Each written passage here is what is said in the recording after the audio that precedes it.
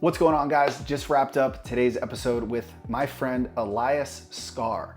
Elias is a sales coach that I've hired for my company for the last 2 years that's made a massive impact on our coaches and facility leaders and their ability to feel more comfortable selling to clients, whether that's converting on memberships, upselling, referrals, or supplement sales. This episode is packed end to end with tactics that you can apply to add revenue to your business. I'm really excited to share this, and please, if you haven't, like, subscribe on the podcast, leave us 5-star review. It goes a long way on YouTube and all the other platforms. So without further ado, let's get into it.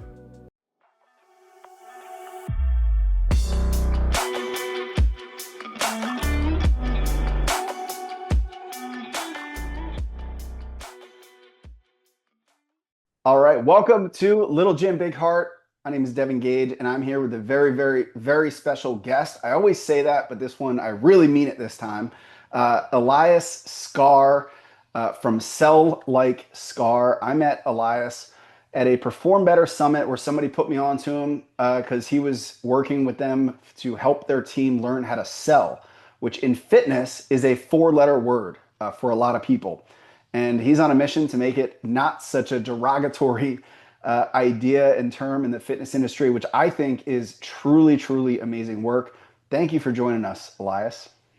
Thanks, man. I'm excited to be here. When you reached out and was like, "Hey, get on the podcast," I thought, "Well, awesome." There's some people you meet where you meet that person in the first few minutes, you're like, "Oh, this is one of my people. Like this guy totally gets it." Yeah. And so I'm super excited to have a conversation with you, as I always am. Yeah. Well, give a quick background. I like to keep these podcasts incredibly tactical. Right. So don't bore us with the entire background. The background of your Zoom video, if you're watching on video, is pretty much your life story, it seems like. But give us a background of why people would want to listen to you. Such a great point about keeping it tactical. I actually do everything I can to avoid giving the longest background, just keep it small as possible, because my whole principle about sales in general is it's never about us. It's always about them. But to give you a quick background, I started selling at 15 years old when I got my first job at Trader Joe's, and I've done nothing but sell for what, oh my God, 30 years? That feels wild. I've done nothing but that for 30 years. I'm 45 now. So just in selling all that time, I've been lucky to every spot that I've been around, have been with companies or people or organizations. Trader Joe's is one. The Cosgroves at Results Fitness. Engage is another great example where I'm surrounded by people that are focused on moving the industry forward, and usually around that customer experience type training and education. That always comes at the forefront. That's definitely something that I found in spending time with you guys as well. So really the background just comes from years of being in the trenches and doing it. And the one important thing that I like to point out in my background that sounds like a detriment, but I'm not a coach. I'm not a personal trainer. I'm not a certified fitness coach. I've been in fitness for nearly 20 years now, focusing on that area. But I've entirely stayed in the lane of being connected to the customer and seeing everything through that prospect's eyes. But spending some time around coaches really brings everything together. We can bridge that gap between talking like a coach, but still like closing like a professional. And that's, you really drew me in with your kind of tagline is sell like a coach, right? Yeah. And I think, there's some, and I think it's misguided in a lot of times. There's some feeling of like virtue signaling with coaches that is like, I don't like to sell. I don't want to feel salesy. I don't like and I think it's fear masked as virtue. But where does that come from? Why is selling such a hard thing for coaches or people that identify as altruistic is the word that I'm looking for. Altruistic, such a bad or gross, yucky feeling thing. Well, it's such a good point to talk how it is fear disguised as virtue. I completely agree with that statement. And I think that fear comes there's really two sides to it. One is a lot of folks have had bad experience with sales. They've had a bad car buying experience or a bad experience somewhere where they felt pushed into something that they did not want to buy, or pushed into something that they weren't super happy about, or they had buyer's remorse, because the whole world revolves around selling. I mean, it really does. Selling is just persuasion. And so because the whole world revolves around it, we have so much experience. Every person grows up with a ton of experience on the receiving end of sales. And unfortunately, a lot of it's bad, but a lot of it's really good too. So that's one end, bad experience or trauma, as the kids might call it today. The other part is most coaches get into the business because they want to help people and they have a genuine, true, heartfelt desire to change someone's life. And there's a slight disconnect between I want to change somebody's life and they should pay me to do that. That's hard for people to connect. They feel like I'm doing something good, but because I'm doing something good, I should also do it for free. And that's a disconnect that we're trying to bridge with getting coaches to reframe how they see what their relationship with money is. And more often than not, whenever there's a disconnect, I don't like selling, I don't like being salesy, it usually happens because of a disconnect in mindset about money, their own views about money. Yeah, we call it selling from your own wallet. And there's Yeah. a few things that I think is important to touch on. And I've joked about this. Like, I think the best coaches, a lot of times, are the ones that would be doing this job for free. And that becomes their biggest the biggest weakness when it comes to being sales is because they would kind of do it for free. They Yeah. feel weird charging something three, four, $500 because in the back of their mind, they're like, if you don't want to do it, I really want to train you because I really want to help you. And that's a great thing. But reality is, if you go about your life that way, then you will be out of the industry very, very fast. And that's something that, I try to instill with all of our people. It's like sales isn't bad. Sales is service. If you want big picture to change as many lives as possible, which I believe the best coaches do, you will be out of the industry if you don't learn how to sell. And if you don't learn how to sell really, really well. That's a good point that I mean, most people can put the connection together that my income is directly proportional to how well I can sell. Those things they match together.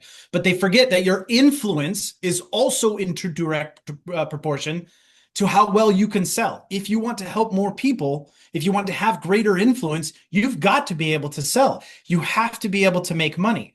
And the reality is that money's just a tool. Like we hear this talk all the time, but the practical application is if you have the money, then you get to decide what happens with it. That includes better gear, better training, more influence, reaching more people, having a larger audience, having greater influence on actually helping people. The reality is you need money to help people. And to get that money, you got to be able to sell.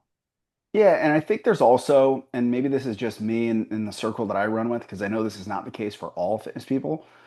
I think there's also a little bit of an attachment to the story of bootstrapping it or, grinding and being kind of the broke trainer that's trying to make it work. And, that maybe that got you from, starting to, some semblance of success. But if you truly want to impact more people and you want to make a bigger impact in the industry, a lot of times that story doesn't serve you well long term. I had to get over the weird aversion I had to that $1 million mark. There Mm. was definitely some subconscious, like, if I'm $1 million gym owner, I can't lean on that story of being like a gritty, bootstrapper kind of guy because that's not how it is anymore. So I think there's also a little bit of a story that a lot of the garage gym guys hold on to. There's that it's so true, and it ties all the way back to thinking with your own wallet, right? If you're stuck in that mindset of I'm a grinder and I'm going to pull myself up by my bootstraps, well, eventually you actually have to do it. If you're pulling up Yeah. means you got to go up, right? That's you got to do it. But thinking with your own wallet, like I have a moment, like a very specific moment that snapped me out of it when I was younger. I had first started working for Alan or Mitchell Cosgrove at Results Fitness. And we had a client come up, and it's in California, right? So the coldest it gets in California is like 70 degrees. It's the same weather, warm weather all year round, but it was a little colder in the 60s, so people were wearing jackets. And one of our clients came in with a jacket, and he reached into his jacket pocket and he pulled out a wad of money, $1,000 in a wad of money. And he looks at it and he goes, "Man, I could not remember where I put that." Like he just pulled a quarter out of his Wow. pocket. Right. And I'm watching it and he takes it out and he goes, hey, just go ahead and put 500 on my account because we would have like a reserve account where you could buy supplements and shakes and all that, like a tab, right? And then he looks over and he's like, okay, there's 5 people here. Put $100 on each one of their accounts. You don't have to tell him I did it. Just put $100 on their account for shakes and whatever. He's got super generous guy. Actually, he and I became great friends, which is awesome because I needed somebody like that in my circle. But in that moment, I was like, you acted like you found $1,000 in your couch cushions, and my house would have been torn apart. It'd have been everything would have been out in the street looking for that $1,000 Yeah. at that time. And that thought of like, oh, that is the difference between my mindset and his mindset. Not that the money wasn't important, but the value sense was completely different, right? How he looked at it and how he saw how $1,000, and I don't mean to minimize $1,000, but in his mind, it's not that big, not that much to lose, right? Not that big of a deal. So money in general becomes not that big of a deal. The crazy freedom that comes with that mindset of what you can do with all of that success, what you can do by actually going up and leaving that grinding mindset, not leaving it behind, but sort of upgrading that mindset. $1 million, you talk about that $1 million mindset for you and breaking that barrier. That's such a powerful statement in that, well, if I'm going to become a millionaire, then and I'm going to be doing $1 million businesses, 7-figure businesses, that must mean that I have to think like someone who runs 7-figure businesses. And it's true. It's true. But then look at your influence, right? Multiple locations, multiple coaches, you're providing the amount that you're providing to the people around you, really, you almost can't add that up, from career paths to changing lives to actually really changing the world one workout at a time. Engage is now huge with that. That Yeah. you can't do that without actually going up, changing that mindset, selling. Yeah, and I learned, here's my personal story about one of the reasons I got really into sales was I got into it just like so many others. I wanted to be the best coach. I wanted to be the best trainer. I was all in on trainer coach education, until my focus became wanting to be the best leader and create the best careers for my team. And that genuinely, that there was a pivot point in my life that I was actually at a family Christmas party, and my cousin, it was right when I hired my first employee who's still with me today. And she just thought I was like the gym guy. So she's like, "Oh, when are you going to get a real job?" And she's like, "Oh, how's the gym thing going?" And I was like, "Oh, it's good. I just hired my first employee." And she was like, "What?" And she was shocked. She was like, she's like, "Wow, like Dev, that's awesome. Like you're a job creator." Yeah. I just remember feeling like a huge sense of pride, and I was like, "Wow, like that title feels really good." So I came home and I was like, I'm gonna be like, that's my thing now. It's like I want to create the best jobs. And the only way I can do that is by getting more clients. And it really set, so maybe it was finding my purpose and aligning it with being good at sales. But for anybody, what I'm trying to get at is if you want to be in this industry, if you truly want to help the most people, it is an absolute non-negotiable. You have to become good at sales. And it doesn't have to be sleazy. In fact, I think the best sales is the opposite of sleazy sales, which I've done episodes on how I have like the anti-sales approach, which is almost like a uh, pulling away from the prospect versus like jamming it down their throat, like a takeaway sale approach. But what's your thought on the selling like a coach mantra? If we put it into practical application, you first have to understand that nobody likes to be sold, but everyone likes to buy. Everyone likes to buy. It feels great to buy things, particularly if it's something that's going to improve my life or the life of the people around me, improve my day to day. People love to buy in that mindset. So if we can talk like a coach, all we're doing is encouraging that leadership in coaches to help guide somebody towards the right direction, to help guide them towards the right decision. And that's really all that good sales is. It's good leadership, good communication. It's good coaching. Whenever somebody reaches out to any fitness business, whenever they call, no matter what they say, they ask how much it is, or I'm looking for yoga, or I'm looking for Pilates, or I'm looking for whatever. The baseline is I'm looking for help. Yeah. And if, as a coach, our response is, I can help you. That's where we start. The old the old customer service adage of how can I help you is actually the right answer. How can I help you today? Is the right answer. Because if we're looking to help, that's what we're doing as a coach. We're looking to help them find the best answer. Sometimes we have to help them find what's important to them. We have to help them find the emotional anchor, how it's going to improve their day-to-day lives. We have to help them find clarity on their goals. This is exactly the same thing we would do if we were doing it for free, right? We would help them find clarity as in, this is the thing you need to do in order to get what you want to get or to accomplish what you want to accomplish. We're just bringing that conversation to the forefront when we're selling. So it's more about giving that guidance, giving that leadership. Using examples like, here's how people usually get the best results. Another great example, like I'll give you an example of coaching, right? Coaching as sales. So we had a client at one of the gyms had come in and said, I read a story that vitamin D can actually help target belly fat in men, that it functions more like a hormone, and that if I really take vitamin D, it'll help accelerate everything that I'm working on. To which the coach replied, oh yeah, I read that story. You're absolutely right. And the client goes, well, you guys sell vitamin D, right? And he's like, oh yeah, we sell it at the front counter. And the response from the client was, I could have been taking this for a year and you didn't tell me. Dude, I could have been taking this the whole time and you never told me. Yeah. A good coach would just tell you, this is how people get great results. By the way, we sell that. So that connection of, do you want your members to get exactly what they want as fast as they can possibly get it in the most healthy way? Well, they should probably be in your top program, taking the supplements you recommend and eating exactly how you tell them to eat. So if you're not giving them all that instruction that turns into sales, you're actually hamstringing their efforts. So we have to lead with coaching.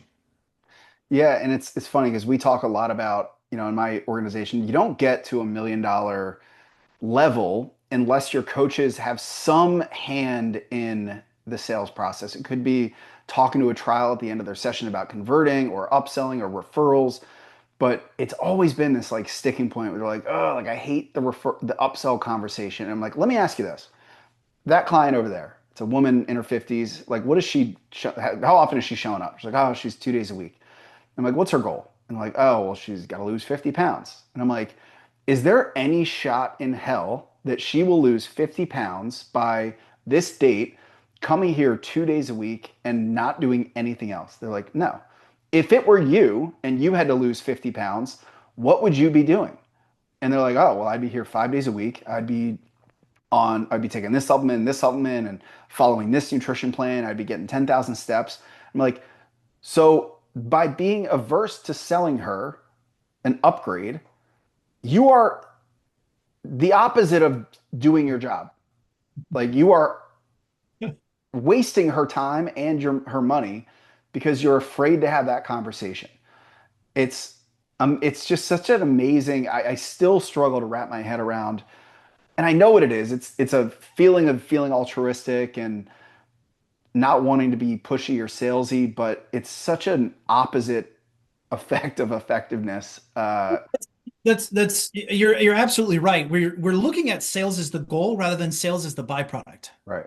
Sales is the byproduct of good coaching, which means if sales aren't happening, you're missing something in your coaching. And your example is a perfect example of, like, you could literally walk up to a client and say, if I wanted to lose 50 pounds in this amount of time, this is exactly what I'd be doing. Yeah. Are you on board? And then the sale happens as a byproduct. By the way, we can do that for you. We have it here. Go up to the front and get it. It's as easy as stop asking people, do you want to try protein? Maybe some protein would be good. That feels salesy and icky and gross. I would rather have a coach come up to me. Remember, I'm not a coach, I'm a client. I'd rather have a coach come up to me and go, I need you on 150 grams of protein a day. The best way to get that in is going to be with protein shakes. As you take a sip right now of your protein shake, right? The best way to do that is by protein shakes. Go up front and get a tub of protein. We've got chocolate and vanilla on your way out. In fact, which one do you want? Chocolate or vanilla? Vanilla. Great. I'll go put that on the counter. We didn't ask a single question. I told you as a coach, this is what we're doing today. The training floor is not a democracy. It's a dictatorship. You don't, if someone's like, I really don't like push-ups. Are you hurt? No. Are you, no, I just don't like it. I just don't want to do it. We're doing push-ups today. Let's go. Here's how we do it, right? We need to look at sales the same way. We're coaching, and we have a moral obligation to get you the best path possible. In order to do that, we got to sell some protein. We got to sell some nutrition coaching. We got to upgrade from 2 days a week to 3 days a week. We even have to ask for referrals. right? How much more likely are you to go to the gym if your buddy's calling, you're like, hey, I'm going to the gym. I don't feel like going. And your buddy tells you, hey, get your ass off the couch. We're going to the gym. Yeah. Right? Well, if you need your buddy to help you with that accountability, then you should probably get your buddy in the gym with you. Even referrals get better results. All of that gets better results. Everything that we sell or ask for leads to better results. And there is actual data on that. Like there is legitimate, actually, one of my years ago, I made a referral card that had actual statistics on the back. And it was like, hey, bring a friend. Here's a code to invite your friend.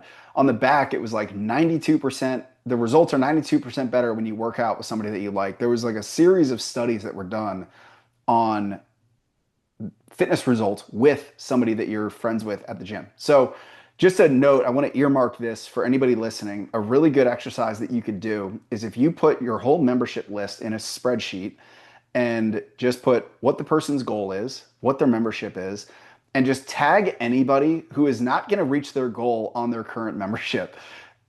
Whether it is because they're not coming enough, like if they're coming 2 days and they really should be coming 3 days, they're not taking the right supplements, or maybe they need a friend, they need to make a friend in the gym that you could introduce them to, or they could bring a friend or a spouse because they have an unsupportive spouse at home.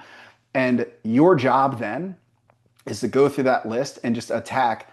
I'm going to get this person to upgrade to 3 days a week, and I'm going to approach the conversation by saying, "Hey, Elias, can I be honest with you? I was looking at your membership, and I know that your goal is to lose 50 pounds this year. I need to have a conversation with you. I hope you don't take this the wrong way. I am really worried that you're not on the right plan. Can we talk about that?" And the amount of like respect that you're going to get as a coach for having in sales, they call it the challenger sale, being willing to challenge people, and press them in a kind way is really powerful in sales. But that would be a great exercise for anybody to do if you were wondering how can you take that first step in selling more in your gym. Tracking is a really big part of it. If you don't, I mean, being organized helps take some of the stress and some of the pressure away, right? And takes the pressure off trying to remember, oh wait, I got to talk to this person this session and like shooting off the cuff, which is the other part that people struggle with when it comes to sales. They feel like I've got to be off the cuff or it just has to be spontaneous and organic as opposed to structured and organized. You can take that spreadsheet that you put together for your team and you can structure people on regular momentum checks. One of my favorite things that we implemented at Big Day Fitness in Canada with Ali Day. Her gym does quarterly momentum checks. It's a 15-minute up to 15-minute phone calls. Are All usually day, about all day fit with Cassie Day. all excuse me, all day fit with Cassie Day. Yeah, I'm talking too fast here. All day fit with Cassie Day. Shout out Cassie. I know you're listening. Yeah, right. Yeah. Excuse me. And what her team implemented with those momentum checks is we just give you a little one-on-one time, which is great value. Just like, here, you know what? If there's anything you don't feel comfortable saying on the coaching floor, now's the time to say it. We're on the phone. It's just you and me. It allows for maybe more difficult conversations, like the conversation you said of like, hey, if you want to hit this goal, we got to get this number. We got to change some things in order for you to hit that goal. It gives opportunity for upgrades, for referrals, for review asks. Really looking for what do you need in order to be successful. It might just be a pat on the back. You're doing a great job. It might be, hey, let's get a bunch of stuff in gear because as your coach, I'm ready to push for the next 3 months. Are you with me? Are you ready to go? Right? Some kind of motivation or excitement or enthusiasm. But keeping that structured and organized and doing it every quarter and going down the list, making sure every member gets that individual hit. When you add structure, you relieve stress. So that spreadsheet mixed with organized action goes a long way. One tip, and then I want to go through kind of the way you would structure this. So I built a worksheet, and I called it "Breaking Through the Ceiling." And giving it a name was really effective. But basically, I identified clients that had reached a plateau, like they had done an in-body scan. So I used the in-body to like pick out people that I'm like, hey, they're probably unhappy. They probably weren't happy with that in-body scan. So I would find people that hit a plateau, and I had a worksheet, and it basically showed like three circles within a circle. And I would just be like, hey, can I do an exercise with you really quick? I saw that you're in body scan, and I just wanted to ask you a couple questions. And be like, yeah, and be like, what's your current routine? Like, what's your workout routine, your nutrition, and like your daily habits? And I would just write it down in the small circle. And I can share this document if anybody wants it. And I was like, so you have this goal, and you've hit. It looks like you've hit a plateau. This is normal. This is called the breaking through the ceiling exercise. And I title that because I want them to know this is normal. This is like a thing that everybody does. That's why there's a worksheet for it. And I was like, we all know there's no, like, it sounds like you've established a comfort zone, and obviously, LOL, we know you don't get results within your comfort zone, just a thing that everybody knows. We have a laugh about it. And I'm like, can I just ask you a question? If you made a change, what would be like way too much for you to take on? Like, if I gave you a prescription for training, like, what would be way too much that you couldn't do? And they'd be like, oh, I definitely couldn't do like 5 days a week training. I definitely couldn't get 200 grams of protein a day. And I would write that in the far circle. And I would be like, yeah, I know that would be crazy. But if you could just stretch a tiny bit, what would be reasonable for you? And then they'd be like, oh, well, I guess I could do one more day a week. I guess I could do, one protein shake per day. And I would kind of write that in and fill it in and say like, so listen, you've established a new comfort zone. Obviously, 5 days a week is too much, but do you think it's realistic to do 3 days a week? Because I really don't know if you're going to get results now that you've established this comfort zone. And they're like, no, I guess you're right. And so they basically prescribed themselves and upsold themselves based on this exercise that I would walk them through, which takes less than 5 minutes most of the time. And the reason I would go, what's too far is you create an anchor and then you're like, hey, 5 days is crazy, right? But how's 3 days? And they're like, I guess it's not five. I guess that sounds better. So that works really well. And you can facilitate that in less than 10 minutes for sure, on the fly, anytime. So yeah, let's talk about how would you structure sales as a coach, installing that into your daily routine. Great question. Great question. I love the technique of communicating in extremes in order to make the reasonable point, right? Like it's the same as if you said, okay, look, we could go chicken and broccoli every meal every day for the Yeah. rest of your life. You get down to where you want to go. Probably not going to be able to do that. But what's one change we could make, right? Looking for that singular change. And I think when it comes down to structuring sales as a coach and implementing coaching as a sales in sales is we're just looking for one thing. What is the one thing we can improve? And usually that one thing that we can improve means upgrading in some way. If you want to upgrade your life, there's usually something that comes with that. If you want to add a turbocharger, if you want to go faster in your car and you want to add a turbocharger, well, that's going to cost you something. That's the byproduct. That's the end game. But keeping people solely focused on what are we trying to accomplish and agreeing on that. And I think your point of selling themselves, the real technique or magic behind getting somebody to sell themselves is a coach's ability to really get at what's important. What do you really want to accomplish? Because the reality is nobody wants to burn fat or build muscle, right? They want what burning fat and building muscle does for their lifestyle. I had a client that come in one time and tell me, and I said, all right, more than anything else, what is the one thing you want from training here with us? What would be your single marker for success?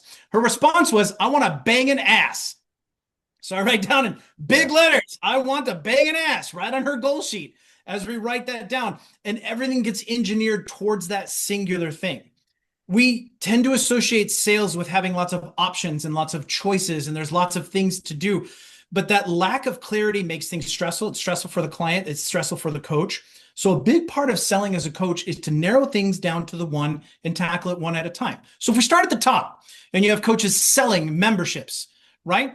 Giving up people a whole bunch of options is not good coaching, right? If you go to your surgeon and you're like, my back hurts, and he's like, all right, we got 15 different surgeries we can do. Which surgery would you like to do? Right? That's not really a professional opinion or professional recommendation. We flip the script. That You've would be told the scariest. Like, it you would go to be your terrifying. doctor and you're like, I'm really sick. And we're like, all right, man, what do you want to do? Like, what do you? Yeah. Yeah. What do you think? Should we just take out your spine like altogether, or you just want some Yeah. pills to make you feel crazy for a few days? Like it doesn't make any sense. So I'm not saying that you shouldn't have choice, but the choice should really come backed by a professional opinion. And that's the heart of selling as a coach, in my professional opinion. To accomplish this, we need that.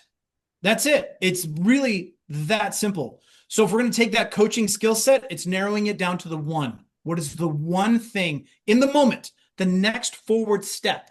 That's it. Keep it simple. So you're saying for a coach, the most important thing is to remember you're in this to help people. Sales is the way in which you can help people and identifying what opportunities you have to help people and present them or prescribe them the solution to their problem. It's exactly right. It's the same as you're doing on the coaching floor, right? Your workout, your program that you design for somebody is a prescription. In Right. order to accomplish this, based on the barriers that you might have, or the objections that you might have, or challenges you might be dealing with, and the thing you want to accomplish, this workout in this dose is my professional prescription. And we're communicating that. Most coaches don't realize you're selling all day, man. All day, every day. Yeah. You're a professional public speaker. Without going back to this rabbit hole, because it sounds so simple, it sounds so obvious. What happens? Why aren't the wires connecting in so many coaches when it comes to that, and they just feel so weird or insecure in that moment? I think, and in studying, listening to, and I know you've done this as well because we've talked about this, listening to sales call after sales call after sales call after sales call, done with coaches, done with sales professionals, and listening to example after example. I think the biggest mistake is that they feel like sales is a surprise, and that's what they're afraid to do. When it's time to ask for the money, it's a surprise. Oh, by the way, you have to pay for that, and that feels weird. Nobody likes to be surprised Yeah. when they're being sold something. And the coaches don't want to spring that surprise on people. I mean, think about being a coach, right? My day is structured. I'm organized. It's all about preparation. I plan, I cook 37 meals at a time and stick them all in the freezer. There's no surprises, right? Right. So, in taking that to the extreme, I think one of the easiest ways to overcome that stress of like, oh no, I'm going to ask for the money is to just tell people ahead of time. So, you meal prep and you sales prep. They're the same thing. At Right. the beginning of an engagement with somebody, a prospect calls a perfect example. A preview matters. If I'm on the phone with you and I tell you right out of the gate, Devin, I'm so excited to talk to you, man. Here's what we're going to do today. We're going to cover three major things. Number one, we're going to dig into your training history. I want to get an idea of how you moved before, trained before, played before. Let me know what we've done in the past. And if you've had any major injuries that I should know about that would affect your training. Second, we're going to talk about where you are now, whether you're training now, any leisure sports, pickleball, things that you're doing right now that you might enjoy or want to enjoy even better. And then finally, and most importantly, we're going to talk about what you want to accomplish and why it matters. Because if I know why this is important to you, then it's easier for me to get into your corner. Then once we've got what you've done, where you are, and where you want to go, I'll create a professional recommendation based on what your goals are, what fits your budget, and what fits your schedule. Then we'll get you squared away. Sound good? Sounds great. So we know this is what's going to happen. Here is your preview. There's no surprises ahead, and you have agreed to follow me on this path that establishes coaching and establishes leadership. So once I've heard you refer to this as permission to sell. Yeah. And it's exactly what we're doing. We're asking in the beginning. We're going to go over all this, and then I'm going to recommend something to you, and then we're going to get started. Is that okay with you? Yes, you're giving me permission to sell. Once I have permission, stress comes down. I know where we're going. Everybody's on the same page. Nothing feels like a surprise. And I think that's one of the biggest challenges they deal with. And you also just made a really you exhibited a really powerful framework is there's a process here. It's I'm going to learn about you, I'm going to tell you about us, I'm going to give you a professional recommendation, which is going to come with a cost, and it probably goes in that order. Yeah, Um, I've used the analogy like when I listen to a sales call and the coach or the person on the call lets the prospect just dictate the entire conversation. Like they jump in like, yeah, just tell me the cost, tell me the schedule. I'm like, that's the equivalent of them walking into the gym and just jumping on a bench 315 on. And I'm like, no. You would freak out. You'd be like, no. We got to warm up. yeah, We got to mobilize. We got to do your yeah. prime movements. Then we got to, you would never do that. So why would you let them dictate this whole conversation? And so having like a conversational structure is a really important thing that I think that's another thing that people can struggle with because they feel, they may not have the confidence to like interrupt somebody or, maneuver the conversation and take control. On sales calls, we call it call control. But this happens on the floor too. So if Yeah. you're a coach, which I think no matter the scale of your gym, I think a lot of people are selling on the floor. Mhm. So, how does that conversation differ from like a sit down consult when you're just going in and you're selling on the floor? What I love about selling on the floor is that you get to capitalize on on momentum, right? And Capitalizing on momentum is good for everybody. It makes sales easier. The prospect is on board. You're on board. Energy is up. And so when you're working out, you've built momentum in forward movement as in I'm actively doing something that improves my life. So I'm more inclined to continue or add additional things that improve my life. Hormones are in the right spot because I've got great hormones rushing through my body because of my workout. If I get a little one-on-one attention from my coach, that gets oxytocin and trust hormone running strong. And so we have this momentum built up where the sale becomes remarkably easy because all we're saying is, dude, you know what? If we could get this added to your process, things would be so much faster or so much better or so much easier or fix X, Y, and Z. We should do it. So it's another coaching note. It's the same note that if you start to look at sales notes, the same as coaching notes, right? So if you have somebody that their knees are buckling in on a squat and you give a coaching note, hey, if we fix this, your squat's going to be better. And if we fix this, you're going to lose weight faster. Same thing. Same thing. We just keep it simple, pare it down to the one recommendation.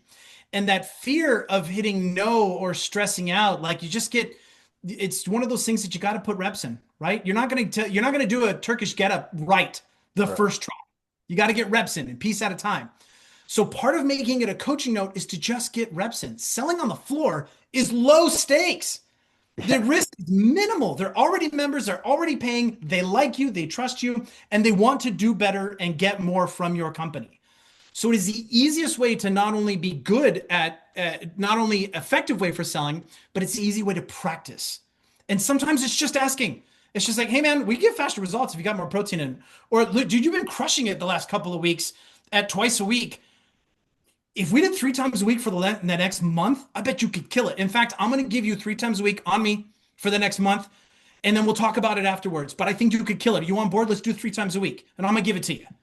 Yeah. Super easy note. Who's going to say no to that? Yeah, let's do it. Let's go. I'm ready to push. And then we've set that bar. We've set a new bar for what's possible and for what we can accomplish, which is exactly what we do with coaching. And Yeah. oftentimes it's no more difficult than asking, do you want fries with that? It's the same. So there's two things I wanted to comment on because you're talking about it from a member upsell, referral kind of cross-selling standpoint. Totally. Another, really, so our company doesn't do in-person consults. Like we don't do one-on-one consults for the most part. It happens if somebody requests one, but all of our selling is we'll tee up a trial or we'll do a consult on the phone. When the person comes in, the trainer then has to like ask if they want to continue or ask if they want to join. And one of the really effective things to it almost breaks up the sale and it goes towards what you were saying earlier. Start the session with like, hey, so we're gonna do our warm up, we're gonna do this, we're gonna do this. At the end, we're gonna talk about how what it might look like going forward, and we'll talk about the cost of that. Does that sound good? So you almost like you bring it up front that like we're gonna do your workout. At the end, I'm gonna ask you about joining the gym. Is that okay? So it's not a surprise. So at the end of the session, they are expecting to be asked to buy. Now, that was kind of the first note that came into my mind. If anybody applies that, it's a really good way to do it. If somebody's afraid of asking for the sale, have them preempt the sale begin before the session. You'll The deliver second, a better session because of it too, because you don't have yeah, that stress and pressure of, oh, we're going to ask for the sale at the end. yeah, Everybody, like you're not going to be weird the whole time, like oh, that'd be the anxious worst. the whole session. Little awkward hour. Yeah. Yeah. Well, the other thing is one of my favorite examples of this is I'm a huge fan of Costco. Oh, I yeah. think they're one of the best run businesses in the world, financially and also leadership wise. And the Costco that I go to, every day there's a guy, his name's Rob. I've become friends with him because I always, mention this to him. Uh, his whole job, he wears a vest that on the back it says executive expert.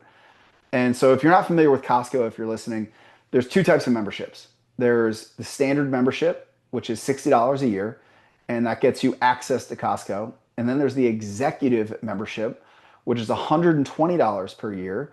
So it's double the cost, but you get 2% cash back. So if you spend $1,000, you get $20 back at the end of the year in a credit. So the other thing that they do is if you don't spend the amount that it would cost to cover the difference, the $60 difference. So if you don't spend over whatever the number is, $3,000 in the year to get a $60 cash back, they give it to you anyway. So there's zero downside to upselling, to upgrading. There's no downside to upgrading. His whole job every day is to just get upsells. So he walks around the line and he's like, "Hey, are you an executive member?" He probably asks hundreds and hundreds and hundreds of times a day. And so that's all he does. And if they say no, he's got a very easy sell because he's like, "Oh, did you know? You get 2% cash back. And if you don't spend enough, we'll give you the money anyway," and blah, blah, blah. Week after week, this guy, Rob, he would come up to me and I would be like, "I'm good. I'm already an executive member, already an executive member." And I was making mental notes. I'm like, this is awesome. Like, awesome business move to just have somebody whose whole job is to ask everybody they meet if they want to upgrade. And the one day before he even came up, I was like, "Hey, man," and I flashed him my card. I was like, "Hey, all good." And he was like, "Oh, do you have a Costco credit card?" And I was like, he pulled it right out of his back pocket. It was already on the tip of his tongue. He was like, "Oh, you're already executive? Boom. Now I'm going for the next upgrade." And I got a Costco credit card that day. Partly Love because it. it's a great Sure. deal on vacations and travel, but just because I was so I'm such a geek with this stuff. Like I was so impressed that he was like already on the tip of his tongue, and on the back of the board, they or in the back customer service area, they've got a board that says like upgrade goal and number for today. And every time he gets one, he checks off the board. And I ask him all the time, like, "How many have you gotten today?" And he's like, "I've only gotten 3 or 4." And I'm like, "How many are you going to get today?" His goal is 10 every day. And I'm like, how many people do you have to ask to get 10? And he's like, 300. And I said, "How many people have you asked before that said no that eventually say yes?" And he's like, "Every single one of them." So that's like one of my favorite business lessons from Costco is Costco's not dumb. They know that putting this Right, person right. on staff full time, full benefits, just to ask about upgrades is going to be worth it. And they know that this guy knows just because they said no last time doesn't mean it's not going to be a yes this time. So that just goes to the series of like, just ask. It's the, "Do you want fries with that?" Just fucking ask every day. Tenacity is such an underrated skill. Like it's something you get better at the more you do it. You just ask and you just ask and you just ask. You do it again and again. What would you like fries with that as an example? Like so they McDonald's tested that in the 70s with 11 restaurants in the Midwest. And it was one franchisee that tested out the "would you like fries with that?" In the span of 3 months, adjusted for like today's inflation, they made nearly $2 million, 69 cents at a time, just asking. There was no crazy persuasion. There was no crazy thing. They're just like, "Hey, you want some fries?" That's it. Hey, you want an Yeah. executive member? Hey, man, you want to come in 3 days a week? Like, just ask. Simple, super simple. So this is another little tactic. So we try to gamify a lot of things in my business. We gamified this once where we were doing we call it the McDonald's game. And it was like, hey, we identified one question and it was, "Do you want to upgrade to small group membership?" It was when we were really pushing for small group training from large group transitioning. It was like, and we gave our coaches tickets. Every time they asked, they got a ticket. And the coach that got the most tickets by the end of this time period won something. And we had to make it very explicit because a lot of coaches would be like, "Oh, well, I kind of had a conversation with them about it, but it wasn't like a direct ask." It was like, "Oh, well, they mentioned it, but I was like, no. If you go to McDonald's, what do they say every single time? Do you want fries with that?" They don't say, "Oh, you know what would be great? Like if you had maybe a starter." Like it's, "Do you want fries with that?" Like it's got Have to you be ever heard that of fries? simple. Make it simple, make it Yeah. measurable, like so black and white that there's no excuse. There's no one coach that's more slick with it. There's no one coach that's more persuasive or less persuasive. Just make it so simple that it's one phrase that's black and white and just get really good at asking that. That's such a great those two things. If you're thinking about any sales process or sales script or sales language, make it simple, make it measurable. I love that. That's exact. Just if you're going to go back to your gym and do an audit, let's take a look at how we sell and what we do. Just apply that principle. Make it simple, make it measurable. Make it simple, make it measurable, and go all the way down the line.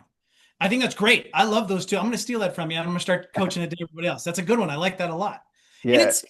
like for every time that you feel weird or awkward, and we say this a lot, like you get more reps and it feels less weird, it feels less awkward. This is when I hear coaches complain, oh man, I just feel weird talking about it. I'm like, but you'll stand behind somebody in an athletic position staring right at their butt crack going, yep, just like that. That doesn't feel weird. But saying, hey, do you want some vitamin D or some protein? Yeah. That feels weird, right? Talking to women about their hormones and their menstrual Right. cycle, like that's Right. not You just gotta weird, say, but hey, are you asking on your them, period right now? Because your water levels are high. That's yeah, fine. But like, hey, do you wanna come 3 days a week? Super weird. yeah, super awkward to ask somebody Yeah. if they want to sign up for more sessions in a month. So you're saying keep it simple, keep it measurable, ask all the time. What else does a coach need to know, or they could apply to their routine to get better at selling? I think that's a great question. I think, by the way, you're the one that said keep it simple, keep it Yeah. measurable. Just make sure credit goes where it goes. Um, the the you hear all the time that good sales starts with listening, and I'm a big proponent of listening. And that's really paying attention to what people are saying and what it is that they're asking you for. So we often make the mistake as a coach getting super excited about all the things that we do, getting super excited about the science behind it, or super excited about like you can lose this much weight, you could go up in your squat, you could get stronger, you could this, and we have this huge list of benefits that we could talk about. But because we're so excited, if I want to give you more benefits, we lose the power of giving you the one specific benefit. And that requires us to listen or to pay attention, right? It might be as simple as being on the training floor and hearing somebody go, man, I feel like I'm out of gas. Every time I come into workout, I'm out of gas. Yeah. What's the solution to that? What is the answer for that? We can check in on recovery. We can check in on nutrition. We can check in on any number of things that might improve that. Hey, here's a supplement we should be taking, or here's something you should take to help you sleep, or here's a routine or something we can help you with. So, really paying attention to the language that we hear of I'm struggling with this, or I'm struggling with that, or I'm having a hard time with this, and narrowing it down to what we hear. So, really pay attention to what is important to that person, not what we perceive as important. And getting away from more is better and thinking specific is better. So elaborate on that for me. So I'll give you an example, right? So the one of the biggest challenges that we see, and I'm sure you see this too, is that when coaches talk, we get so uncomfortable and awkward that we just keep talking and keep talking and keep talking, and we over talk and under ask, right? And so simply having a conversation with a client, tying all the way back to what we said in the beginning and going, what is the most important thing to you? What do you want to accomplish? And listening for that thing, not having a prepared response, understanding your material so well that I'm going to listen to only what you want, and I'm only going to talk about what you want. An example might be if you have somebody that's here for, let's say they want to get stronger. Their goal is to get stronger. And you see that they're 30 pounds overweight, deconditioned, and you're like, you need to lose weight. And they're telling you, I want to get stronger. The more you have the lose weight conversation, the further that client gets away from you when it comes to trust. The more you have that, let's get you strong, strong as an ox. We want you ripping the plates off of bars here, strong. That buy-in is what is required in order to help them get some of the other things that they need, some of the other things that will help them with their fitness journey. So narrowing down and staying entirely focused on what is important to them. And in order to do that, that's what we have to find out. That's what we find out in the prospect meeting. This is where team communication comes into play. So I know you guys do the majority of your sales on the phone, right? Yep. So as you're doing sales on the phone, setting people up with the trial, you have to have, and I know you do, a systemized structure of taking all the value from that and transferring that information over to the coach. So the coach knows exactly what to talk about. And that the prospect gets the perception that, oh, these guys are good at handing off the football. So this coach has the ball. They know everything they need to know about me, and I'm prepared and I'm in good hands, and they're listening to me. Because that's the important part. If a prospect doesn't feel like you understand what they want, that's where people quit. That's how we lose people, is when we lose that understanding. Yeah. So keeping it simple, finding out what's that understanding, measure it, put it down on paper, sharing it with your whole team.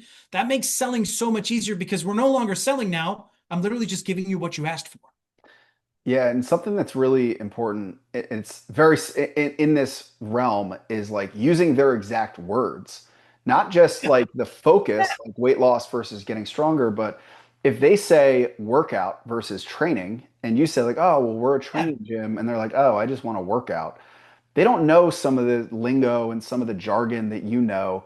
You know, if you're one of those people that scoffs at when people say they want to get lean, and you're like, oh, No. just like, Yeah. or like use their language, repeat back. Yeah. There is like a mental, they call it like cognitive friction. When somebody like when you're speaking in a way that is hard for them to cognitively parse through, they conflate that cognitive load with not being the right fit or like not being good, right? This is why I always joke like this is why Donald Trump won the election because he spoke in such simple and like dumbed down language that people were like, Oh, I get it. I get it. Yeah. Right. If you confuse or make it at all confusing, people are going to confuse that with, I don't know, but something about this doesn't feel right. And they're not going to be able to understand why.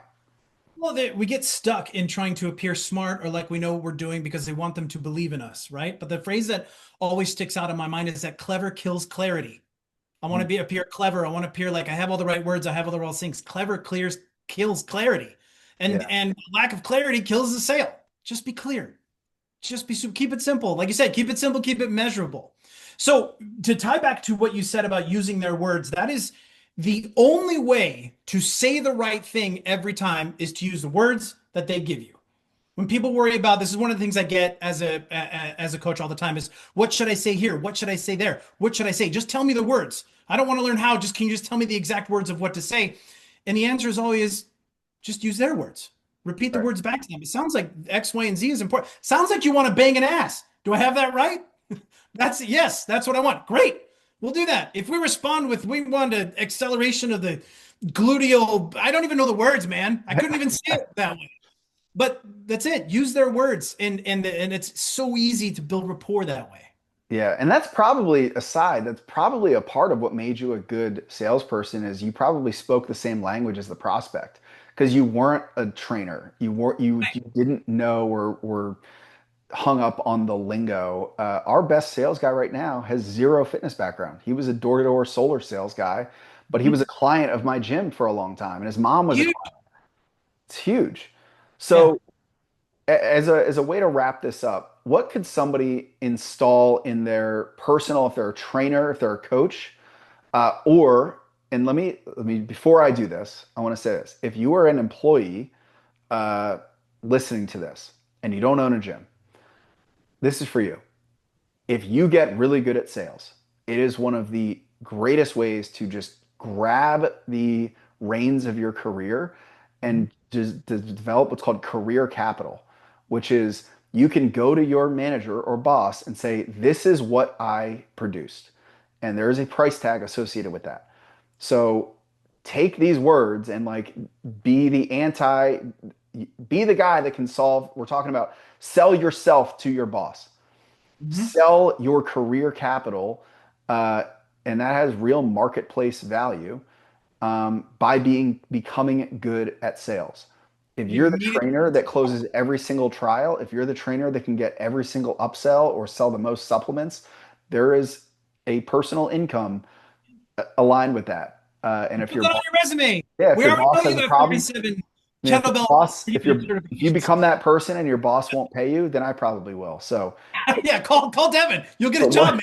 Yeah, what? So if there is a trainer listening, or if there's a gym owner listening, and they want to up their sales game, what is one thing that they could just install in their business immediately to do so, or two things? I would say with trainers, the number one thing is focus entirely on what it is that your client wants. I know you got a bunch of things that you want for them, and there's a whole crazy world of fitness and exercise. But keep in mind that your person came to you because they're confused by all the fitness shit that's out there. There's way too much. And that help that they're asking for is I can't listen to all the raspberry ketones, GLP-1s, CrossFit, burpee. Like I can't find my way through this fog. And they're asking for you to shine the light on the direction to go. It is exactly the same when it comes to selling. Just shine that single light on the thing that's important to them and stay relentlessly focused on what's important to them, and you'll sell easily, comfortably. The second thing I want to tell you to install is stop asking people to buy things and start telling them to buy things. Stop asking, do you want to take some protein to improve your results? Tell them, go up front and buy a bottle of protein. We're going to move you to 3 days a week. Stop asking. You're the professional. Start telling. And I promise you it will turn out all right because you've already established trust. I know trainers that are listening right now. You have a client that if you told them, okay, go outside and grab a handful of rocks, they'd be like, all right, I'm gonna go get some rocks, right? Because they're just gonna do what you tell them Yeah. because they trust you. So you're going to help them out. Just tell them what to do. For owners, for gym owners in particularly, the one of the things that I think was underappreciated is that most gym owners that are successful will bend over backwards to help another gym. And I don't think most guys get that. We get this competitive, oh, I got to beat this guy and I got to be better than that guy and I got to beat this gym, I got to beat that gym. But there's a crazy number of gym owners. Devin's a great example. This podcast is a great example that they will bend over backwards to help you be successful in your fitness. So you can surround yourself with some of the big guys like Hermazi and some of the big guys that speak at Perform Better, and those are great. You can follow those accounts.